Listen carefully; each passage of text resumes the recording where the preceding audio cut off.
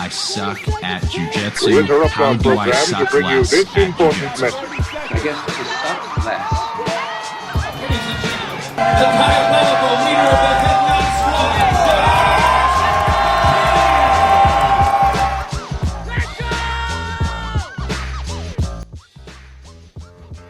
squad. Hey everybody, welcome to episode 204 of the I Suck at Jiu-Jitsu show.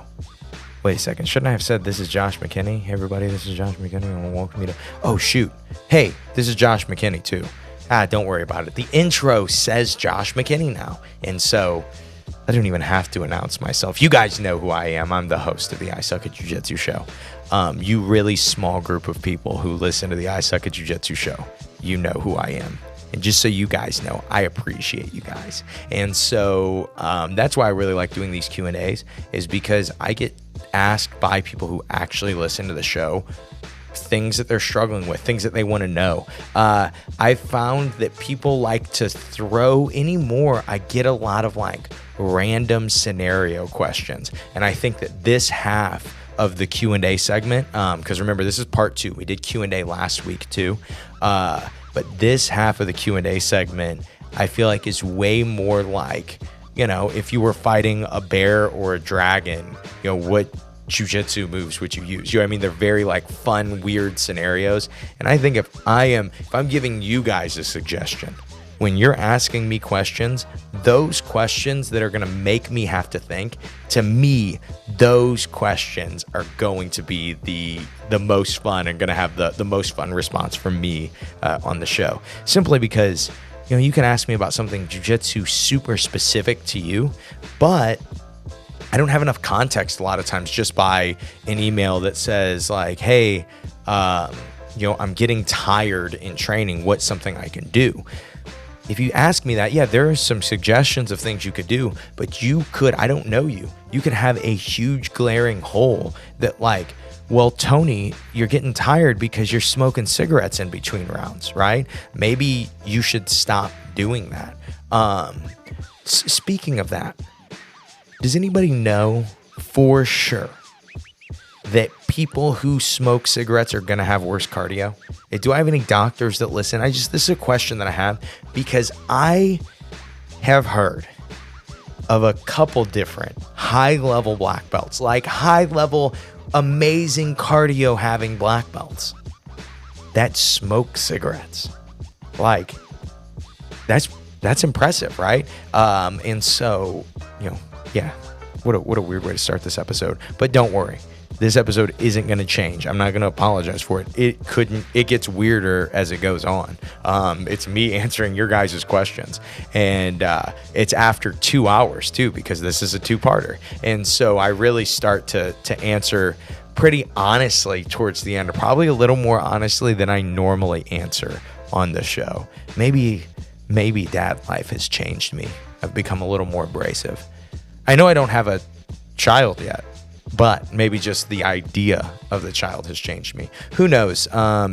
This episode is about as off the rails as this intro. And then what's funny is I'm about to kick it over to Josh, but actually it's an intro. It's me introing this episode. I didn't really think about that I was going to have the ability to edit again. And so I could have edited that intro out, but I just figured I would leave it in because it ties into everything. You know, it's just how it goes.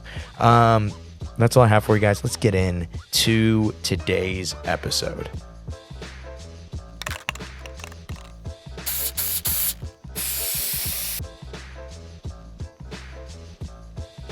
Hey everybody, this is Josh McKinney, and I just want to welcome you to part 2 of this Q&A that we're doing for the I Suck at Jiu-Jitsu show. I think this is episode 203 of the I Suck at Jiu-Jitsu show. No, it's 204.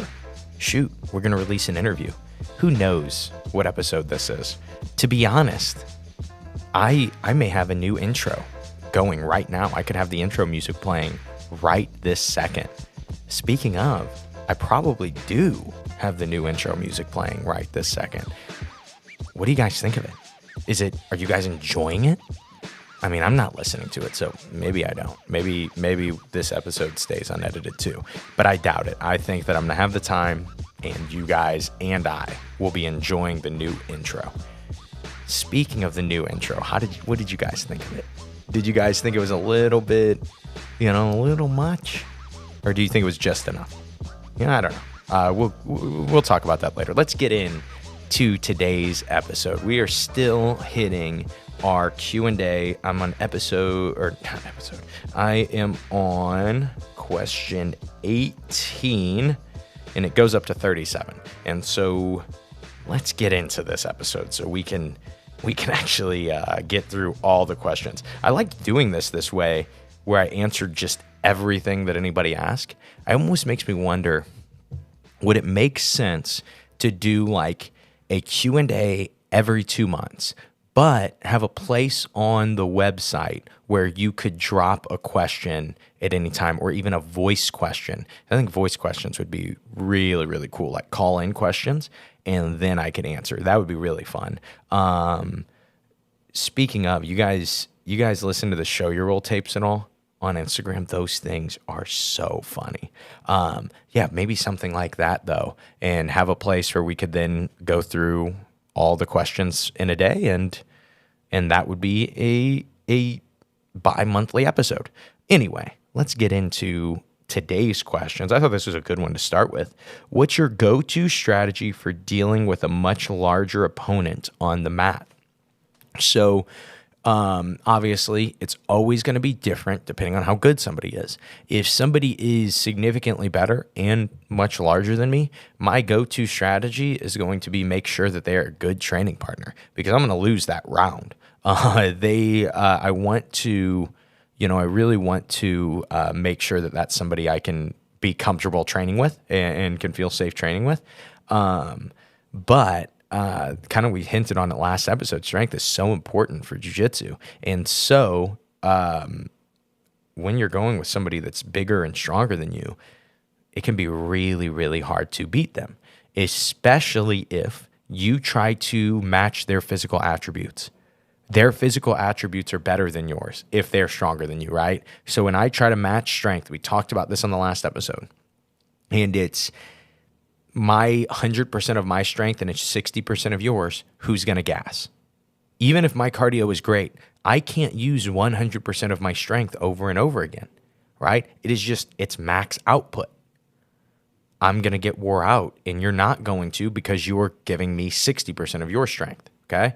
So that is my big tip for fighting a bigger opponent, is do not try to beat them on fights that they win because they're bigger.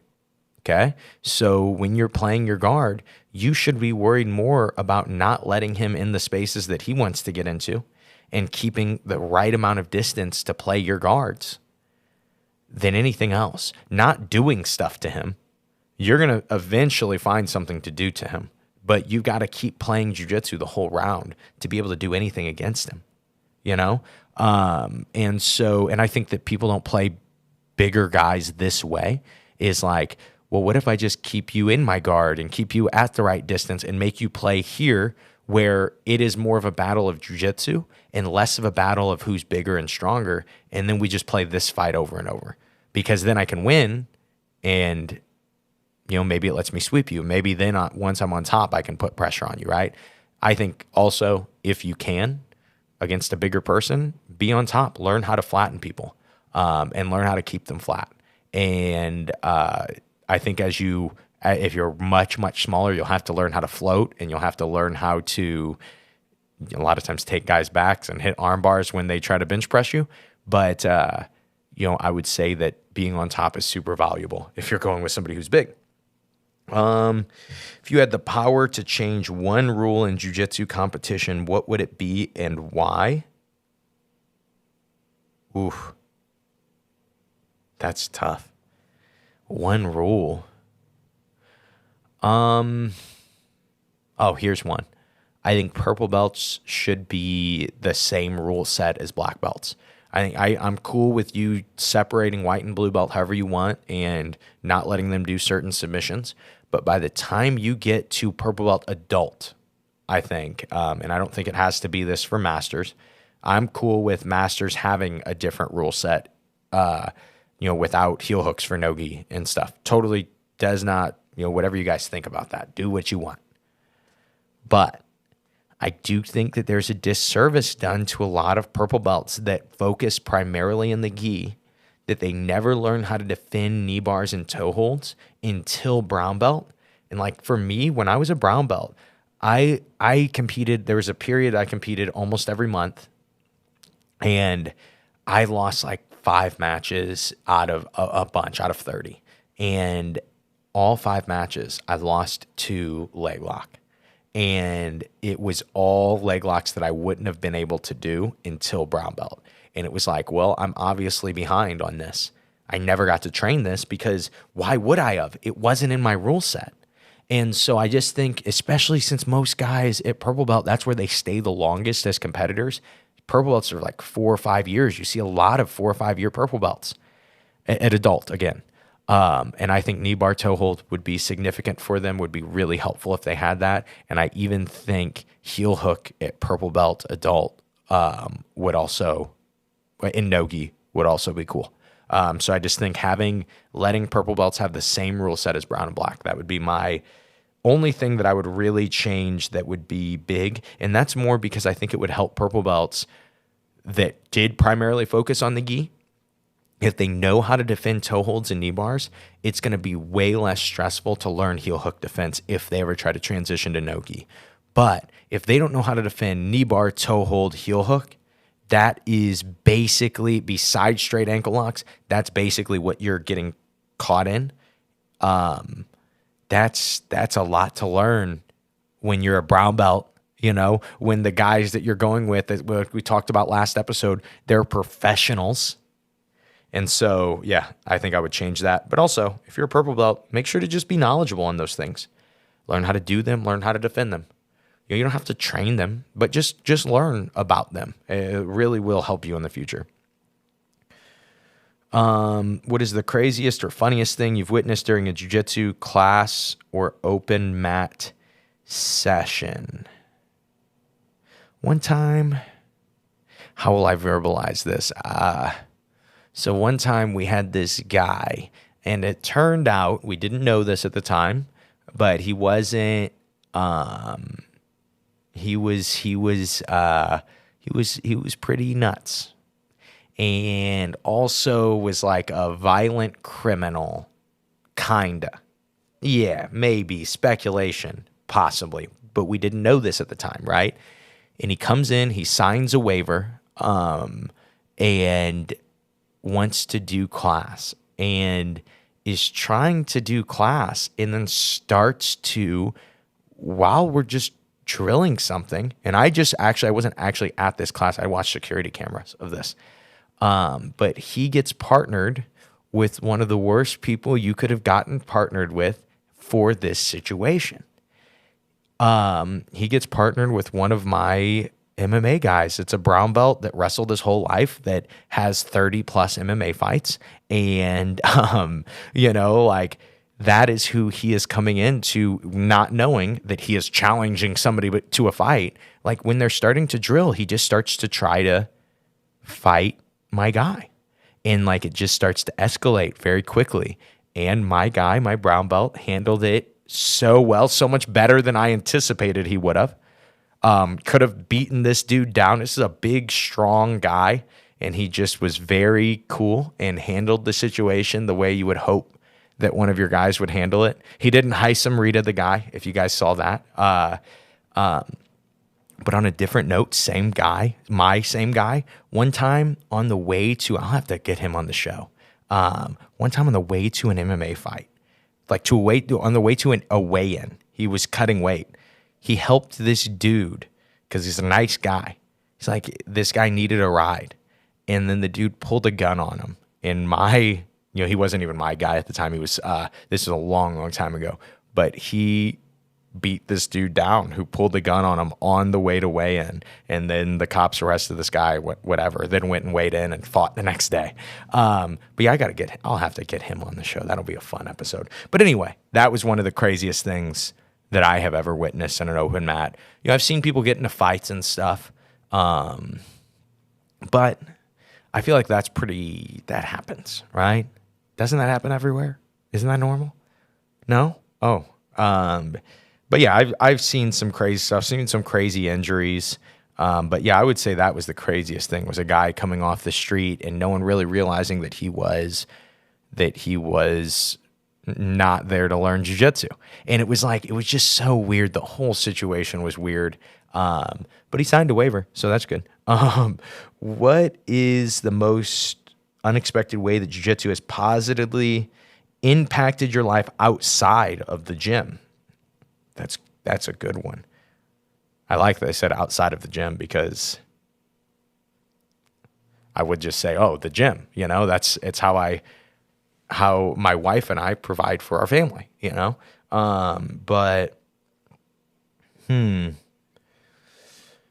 man, I'm a totally different person than when I started jiu-jitsu. I was a kid when I started. I was 14 when I started jiu-jitsu. I'm 29 now. I've lived more life doing jiu-jitsu than I have not doing jiu-jitsu. And so to try to boil down like who I would even be without jiu-jitsu is impossible to me. But immediately as a kid, I was very self-conscious as a kid. And I think it caused me to not do many things. It caused me to just never really leave the house. And jiu-jitsu, it took my focus off of myself. And it started to put my focus on getting good at something and enjoying something and not like worrying about what people thought of me. And now I look at one of my biggest skills that I have, and it's like not worrying about what people think and just being able to do my own thing and believe that it's the right thing to do. And so I do think that jiu-jitsu is a big part of that, though. Do you have any rituals or superstitions before stepping onto the competition mat? I have a ton of things that I do. But here's something that I've noted is my ritual and my routine. It does not start until 24 hours out of the competition. And this has become out of habit for me because I wear so many different hats as a coach, as a podcaster, as just all the things that I do, all the different avenues of coaching that I have, and then trying to be a competitor. And so a lot of times all I get to dedicate truly to the competition, I'm always dedicating time to getting better in general, but to this specific competition, I generally get to dedicate about 24 hours.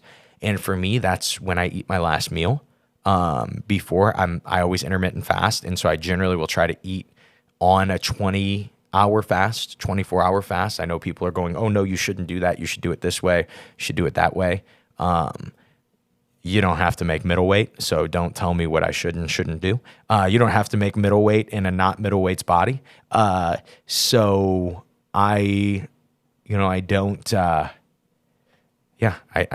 start it then, and I've developed my routine more and more. Really, it starts with eat that 24-hour meal. A lot of times you've traveled. We started experimenting with what if you roll out right when you get to where you're going. It's kind of like this Triple H's interview on the Tim Ferriss show. He talks about travel. We use some of those ideas of kind of get a light workout in once you get to wherever you're going.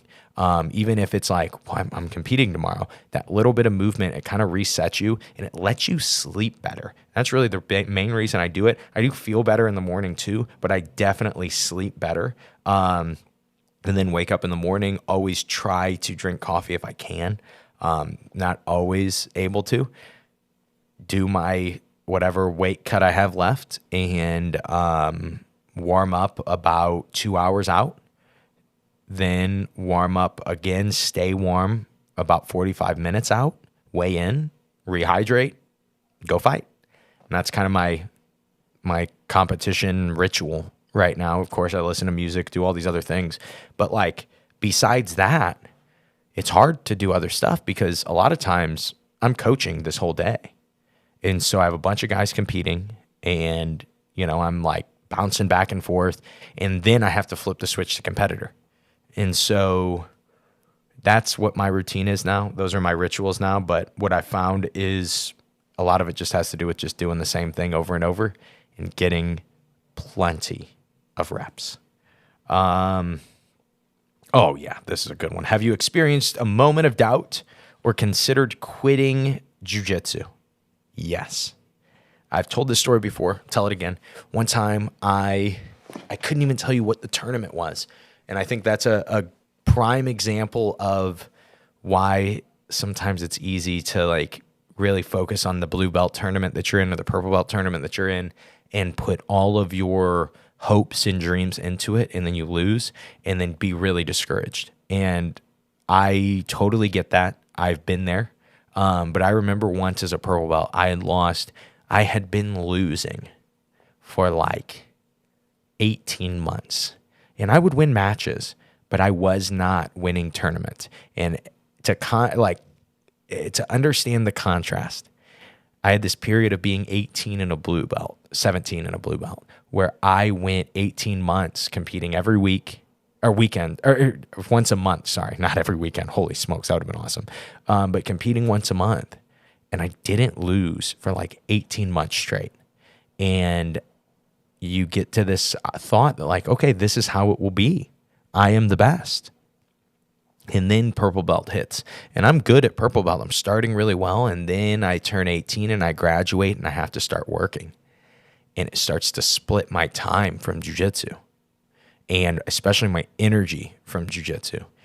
At the same time, my coach moves to a different location. It's a little harder for me to make that gym while I'm working. So we have to kind of take over our own training. And all these things are happening at once. And I go 18 months without winning a gold medal. And I was competing a lot. And it was like I used to win, and now I don't. And it was super discouraging, super frustrating. And I remember being on the couch at my house I grew up in with my now wife, then girlfriend. And it might have been like the first time I ever cried in front of her. But I just remember crying and just saying I've always believed that I was going to be a jiu-jitsu competitor.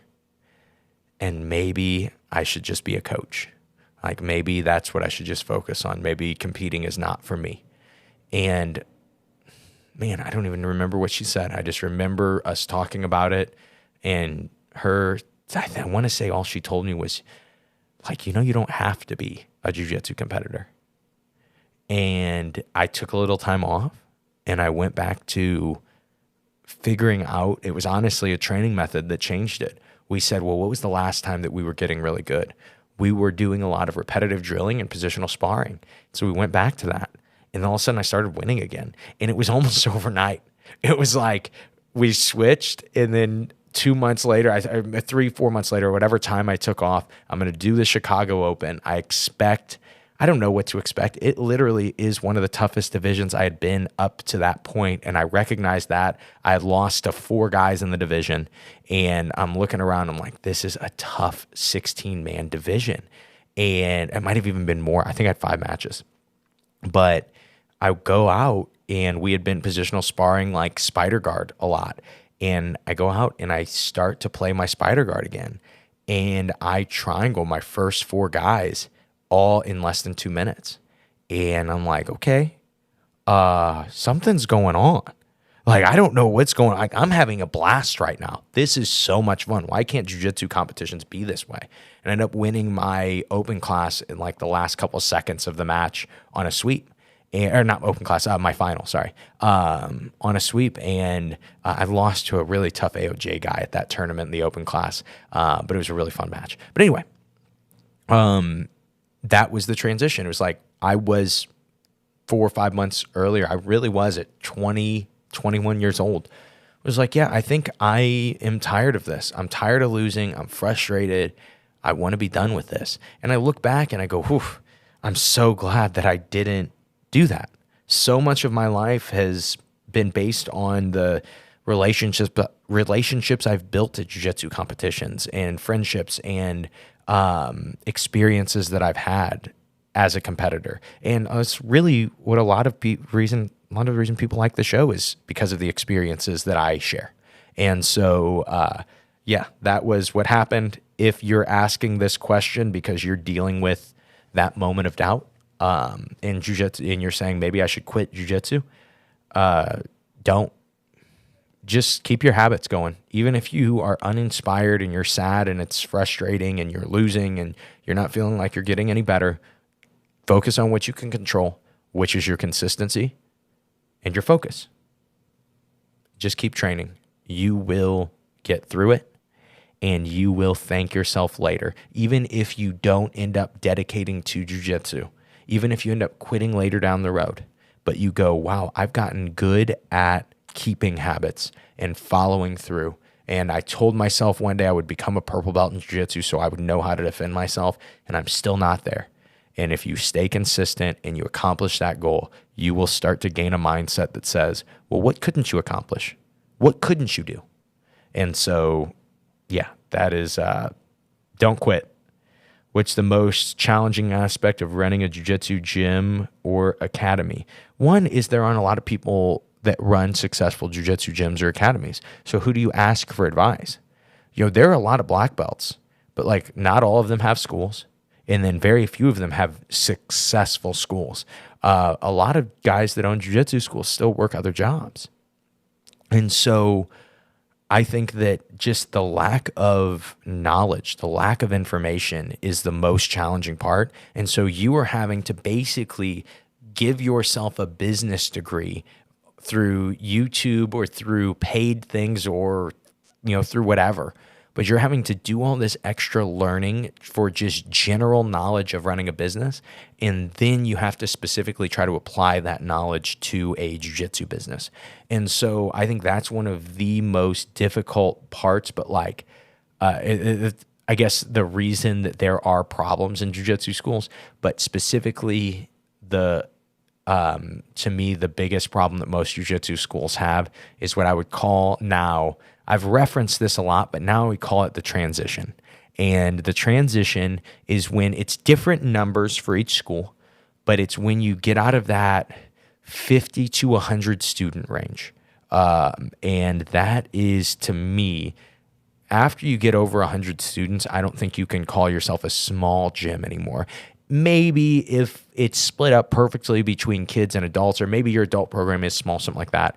But 100 students, you're starting to become a big gym, and you are going to have big gym problems, and big gym problems are tough. And so the simple ones, the ones I see all the time are like, people don't know how to fill the mats. It's a huge big gym problem because you have big enough mats for your big classes. But what about any other class that isn't Thursday night? What about all the other ones? They're all so tiny, and I can't fill the mats on those, but we need this amount of mat space and this amount of space for Thursday night because it's huge. And so what do you do about that? And again, it's like that is this general business thing, knowing how to market and knowing where to put your money in marketing, if you should put money in marketing. And so, yeah, there are a lot of problems. And then another big gym problem you always see is now you go from being a jiu-jitsu school owner, you learn all the jobs, and then a lot of times it comes a time where you need to hire out. And it's really hard to do because you finally got to the point where you're making enough to sustain yourself through your gym, right? And dedicate full time. Well, now you need to take some of that money and pay it to somebody else so you have more time, right? And you can dedicate to the things you need to do. It is this huge battle for people, and it's a different answer for each person. And so to me, if you were somebody that was like a really, really good, really high level business person, especially if it came to marketing, especially if it came to marketing and stuff in the fitness industry, if you wanted to go with a new wave of industry that's going to be huge, how to run a jiu-jitsu school, steal that idea from me. Start a podcast about it. Start a Facebook group about it. Start putting your ideas, your thoughts, start to interview coaches, learn the problems facing jiu-jitsu school owners. The business level, I'm like a level 1.5 out of 10 when it comes to entrepreneurship. I'm not very good at it. But when I talk to a lot of jiu-jitsu school owners, they look at me like I am a genius because I've read a few more books than they have. Listened to a few more audiobooks, right? And so I think when it comes to school ownership, running a gym, you don't realize, but you have to be a business owner. You have to learn how to own a business. If you don't know what that means, read the book, The Cash Flow Quadrant, and it will really help you understand what you even are as a jiu-jitsu school owner. And I think that would give you a lot of understanding on where you need to go and how you need to grow, what you need to do to grow your business. But anyway, we'll move on. A lot of challenging aspects of running a jiu-jitsu gym.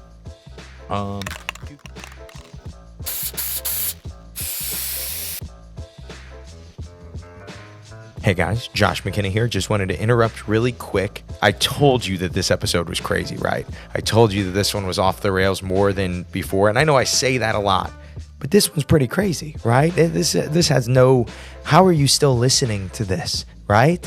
I don't know. Who knows? People still seem to like it. It always surprises me when I'm like, man, that felt everywhere. And then people go, yeah, that was one of my favorite episodes. Oh, okay. I guess you have ADD too. Yeah, let's move on into this commercial break. This commercial's as bad as the freaking episode. We're going to delete episode 204 from the history of the I Suck at Jiu-Jitsu show. That's it. We're doing it. But what we're not going to delete is for the next 5 days, until next Tuesday, we are continuing our 50% off deal at simplifyingjujitsu.com. This is 50% off every single instructional that we have. You guys met my friend Nick Sanders on Tuesday when I interviewed he and Dan Shukart. And a big thing about that episode is people noticed how great Nick is at explaining things. His instructional is 50% off at simplifyingjujitsu.com. And of course, his instructional is named the Star Spangled Spider Guard. Could you have picked a better name for the guy whose Instagram is Nick Sanders AJJ? You know, you couldn't have. So if you want to snag that instructional or any of the instructionals that we have at simplifyingjujitsu.com, they are 50% off and only available for the next 4 days for that price. And so that's all I have for you. Let's move on and get back into this Q&A bonanza.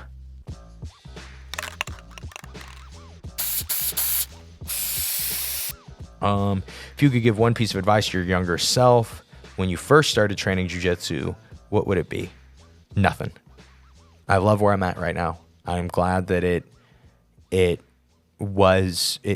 where it ended up where it ended up. And I'm glad the advice that I got was more than enough from all these different people. But here was one that I dealt with. And I'm going to say it on the podcast.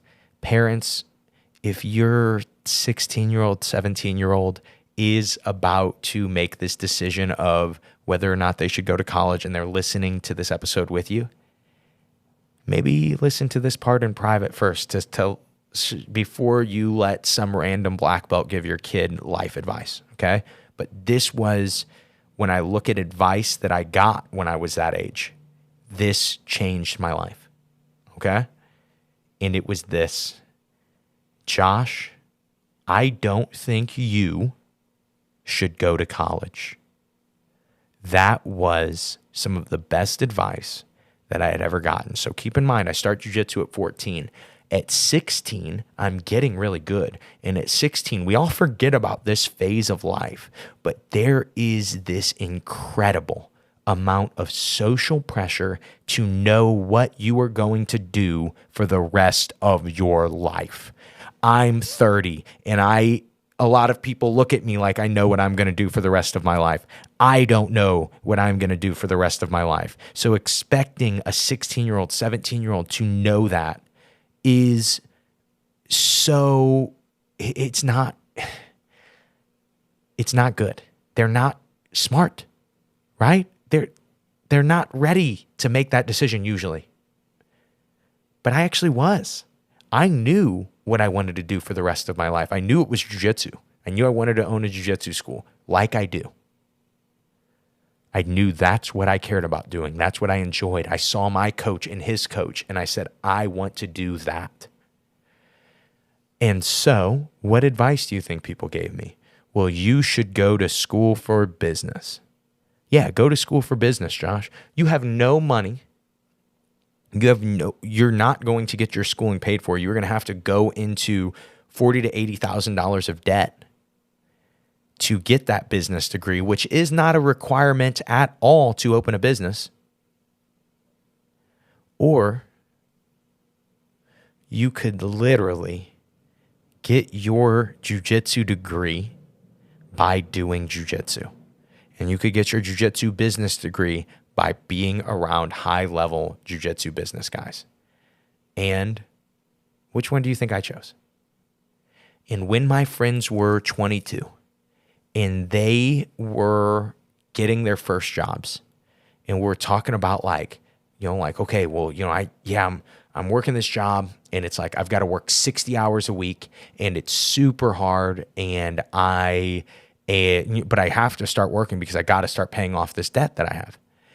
And for me, because I had guys who had done that, who had lived that exact same life, and they go, hey, I don't even end up with a job in the field that I studied.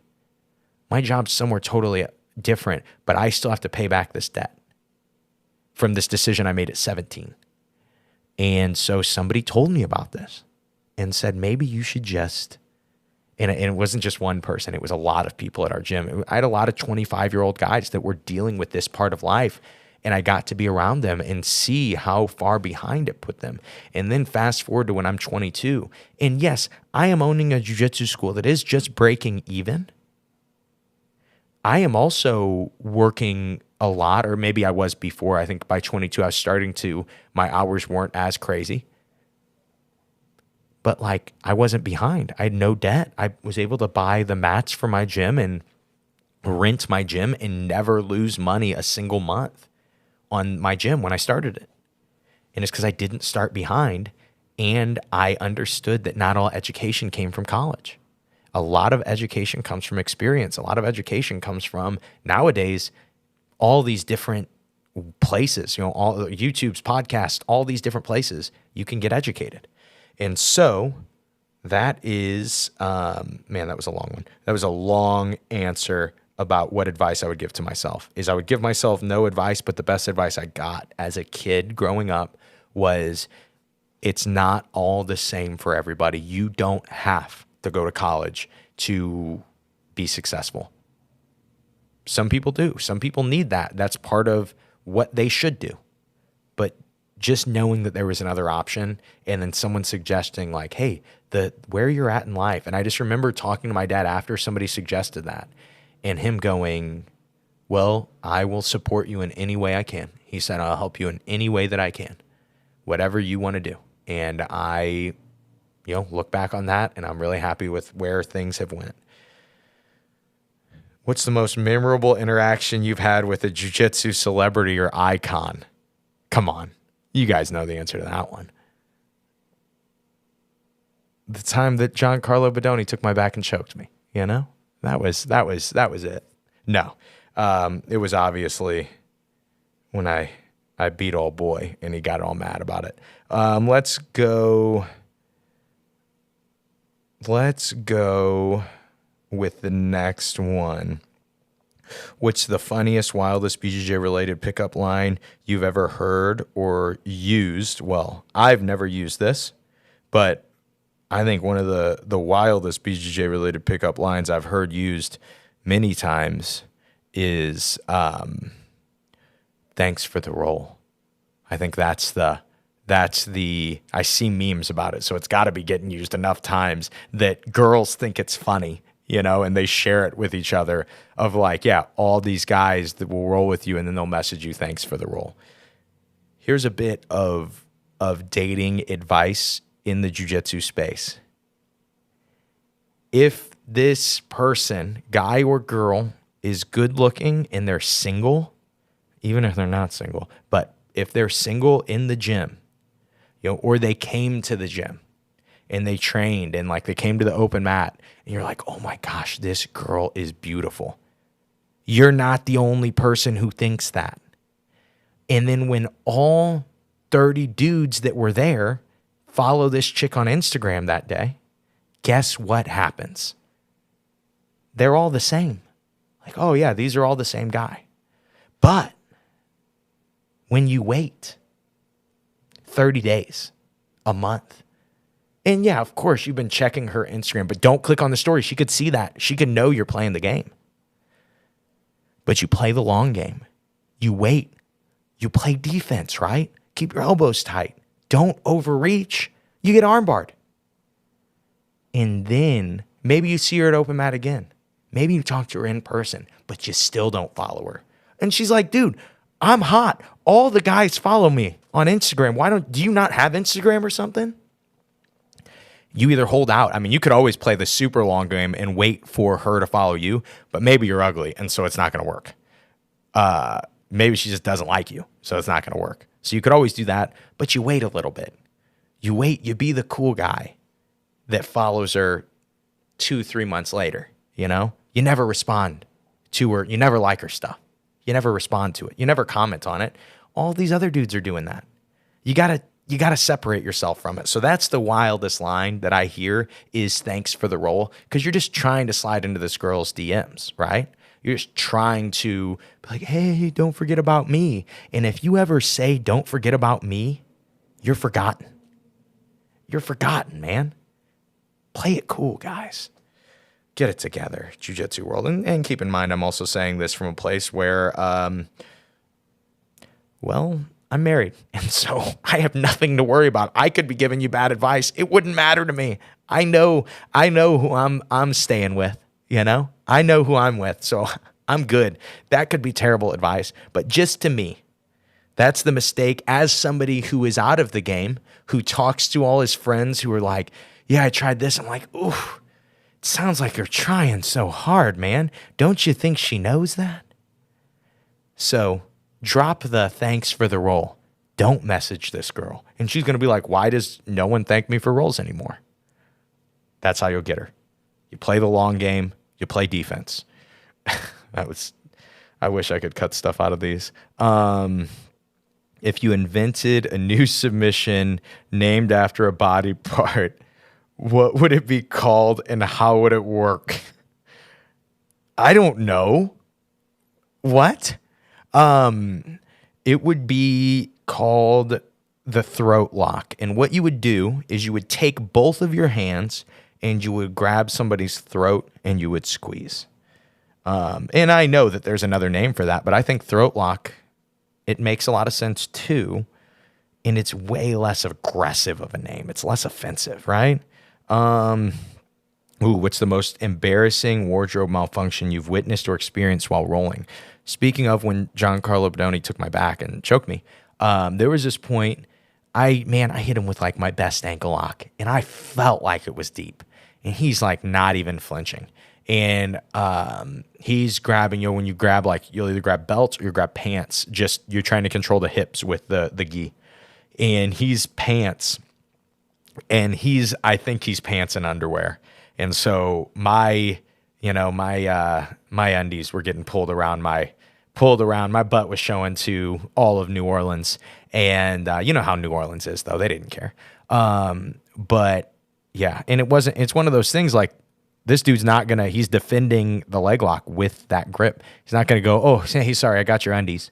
And so thankfully they didn't get pulled any lower, but yeah, that happened to me. That also happened to me once at one of the respect cards. Guy was playing like double unders and was playing both hands in the pants and also caught my undies, man. And there was, I think, Josh Severett, who agreed to be on the show at some point soon. He and Kyle Watson are commentating, and all he says is, oh, a little bit of a gi malfunction there from Josh McKinney, and I am mooning half of St. Louis Jiu-Jitsu. And he kept it cool. If you had to choose between having a permanent wedgie during every jiu-jitsu session or accidentally farting loudly during every submission attempt, which would you endure? I would definitely go with permanent wedgie. because no one knows that you have the wedgie. And I feel like eventually you would just learn to deal with it. And it would just be part of what makes you strong is having the permanent wedgie. But like farting loudly, everybody would know that. And, you know, they would call you Farty McGee and no one would want to roll with you. You would be like, I can't go for submissions on people anymore. I just pin people down. Let's go. We just have a few questions left. Oh my gosh.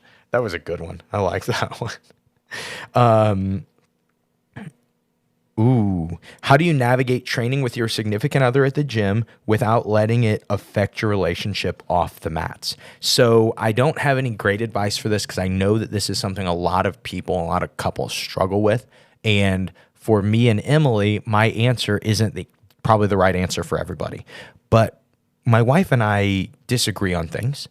And then going on to and this is a coach-student thing, but then going on to the mats where now all of a sudden we were just partners, and now all of a sudden I'm the absolute authority and I know everything and you know nothing, right? It's a hard transition. Looking at it from her perspective, not really a situation you really want to be in with your significant other, that even if you trust them. It's hard to, I don't know, it's just hard to do. And it seems like a lot of couples struggle with this. And so my remedy was, hey, what if we both just enjoy jiu-jitsu separately? And we'll still train together every once in a while, but no more than I train with any of the other people at the gym. And, you know, she comes to my classes, but I don't give special attention to my wife. And if she disagrees with something, I'm just like, hey, ask one of the other black belts. You know, ask one of the other guys and they'll give you a different perspective. And so a lot of it is just because you guys both do jiu-jitsu doesn't mean it has to be together every second and it has to be codependent jiu-jitsu. You both will gain perspective separately and then on your ride home, have great conversation about what happened because it wasn't this, well, we have to be together at the gym too. You know, we can only partner together and we can only do these things. Like, no, we can have our own jiu-jitsu friends and have our own jiu-jitsu training partners, you know, and have our own jiu-jitsu. And so, I think just letting it be separate can be really, really helpful. Okay, another one about couples. What advice for couples who train together but struggle with competitiveness and ego on the mat? I would give that same answer. Just don't train together. It's so much easier to just go, well, we're making this. You know, we're taking a lot of times our problems off the mat and we're bringing them onto the mat with each other. What if we just didn't train together and we both got to enjoy jiu-jitsu separately? And we only trained together when it was fun and fitting for both of us. Well, that sounds awesome. Just do that. And I think that, you know, each person has to find their own way with that. But I do think that that is important. Gosh, these are all relationship questions to end. I did not realize that when I was just throwing them onto this Google Doc. How do you balance the passion for jiu-jitsu with maintaining a healthy work-life jiu-jitsu balance in your relationship? That's tough.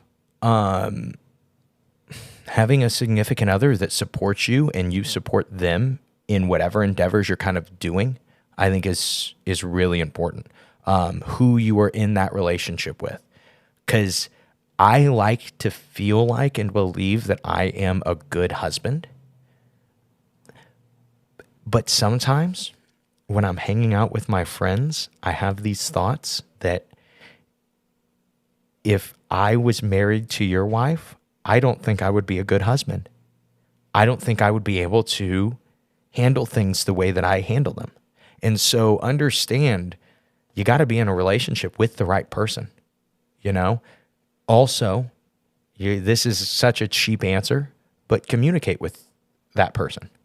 Say, hey, here's a perfect example. My wife doesn't, again, I tell you guys this all the time. You know that the podcast makes no money. I don't have a commercial playing right now, and if I ever do, it is for me trying to get you guys on my email list, giving you a free ebook. The podcast is not making money right now. It's because I believe it will, focusing on what's important for the podcast and just focusing on growing it, to me, is going to have way more potential money in the future. And I don't want to mess with having to spend my time working on other stuff because I need to put out commercials for this company that's paying me $10, right? I don't want to do that. So I really don't, right? But still, there's got to be some understanding with my wife when I'm like, hey, babe, you know how I get to dedicate this amount of time to the gym that basically fully sustains us? And like, yeah. And then I'm going to dedicate this amount of time, which is probably a little more, on my own competition and me getting better as a competitor. And then on top of that, I'm going to dedicate 2 to 3 times those two on a podcast and content creation that makes $0. Here is where I think a lot of people go wrong, is they do these things, they're following their dreams, and then their wife says, what are you doing? And you say, you don't support me, or their husband or whatever, right? And they feel like, oh, you don't support me learning jiu-jitsu. But a lot of times, if you were to explain to your significant other, I do jiu-jitsu because it really helps me mentally, it helps me physically. The person that you want to hang out with is that person because I do jiu-jitsu, right? Same with my wife and I. When we talk about like today, I basically told her, hey, babe, over the next 2 days, I've got so much stuff to record, so many people to record with. I've got to teach it. I shouldn't say got to with that. I get to teach at my Jerseyville gym. And so that's an extra bit of time for me because it's further away. It's out of my routine too. And so basically I tell her, babe, for the next 48 hours, you may not see me, right? I have all these things. I explain them. I make sure I communicate. And she's like, okay. And she's very supportive. But that same wife that I have, if I didn't tell her and I just was gone for 48 hours and then she's like, hey, you were just gone, and I'm going to be home to sleep and stuff, but I'm going to not be around besides to sleep. And when I see that, I show like, okay, well, this is going to be a hard bit of time. And I explain it to her. She knows. But when I don't, and I don't say, hey, this isn't, and I don't explain, hey, this is part of the big plan. I really believe that this is going to turn into something for us, right? When I communicate those hopes and dreams, then I can know that she actually supports those hopes and dreams. But so often we just don't even communicate, and we assume that the significant other knows and believes all the things that we believe and know and feels the same way. And so often you could balance that work-life relationship with a partner if you communicated better. And so, yeah, that's my answer for that. Where are we at? 3 questions left. Well, we're actually going to do good on time with this.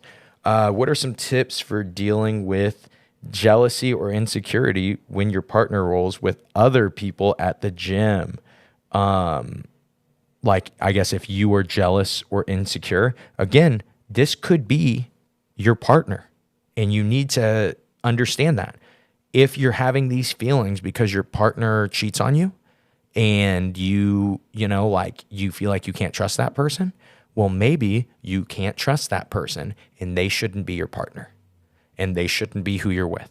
Now, if they've never given you that reason and you just struggle maybe from past relationships or from past insecurities and you're putting that on your partner because they're rolling with the good-looking guy or girl at the gym, and it is just them rolling, right? I think that a lot of times you just like with anything else, jiu-jitsu ego-wise, you just try to control your ego. You just try to say, okay, I need to get better at that. Acknowledging it, asking that question is going to be a big part of it. But I think that that's going to happen. And some people, there are certain guys that train at my gym that don't roll with the girls, and they just say, hey, my wife's not cool with that. That's cool. I don't care. Not everybody has to train with everybody. Not everybody has to be perfect training partners with each other. And so, yeah, that's, I guess, my way of dealing with it is just acknowledge it and get over it. It seems insensitive. It is, but I think that is the answer. Oh, last question. This is a good one to finish with. This one came from Bionic Rob. Threw it in right before I finished. It was overrated or underrated training tips. And let's finish with this. Here are my overrated training tips. And this is actually what we started the episode with a week ago was, just study more tape. That's just overused. People say that. No one even knows what that means. I don't even know what it means. Study what? I think that you could replace that with get inspired by watching jiu-jitsu. And I think that would really help a lot of people. And so that is big tip that I would say you could do away with is just study. And like, hey, find something that inspires you with jiu-jitsu. So find something that engages you. I think we could just replace that word. And then the other kind of, I guess, underrated training tip, I've got to go with designated winner. And that to me is not because it is going to change the world or anything like that, but I just know how significant it is. And I know that not enough people have gotten to experience it yet. And so that is my underrated training tip is do designated winner. Listen to episode 198 to get some recent info on designated winner. And that's all I have.